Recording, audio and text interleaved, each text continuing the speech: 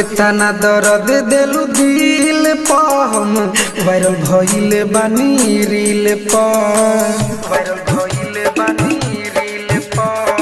इतना दर्द दिलु दिल पा हम वायरल भइले बानी रील पा करत रहलु घमंड काहे करत रहलु घमंड काहे चेहरा अपना हसीन पा इतना दर्द दिलु दिल पा हम वायरल भइले बानी रील पा इतना दर्द दिलु दिल पा हम वायरल भइले बानी रील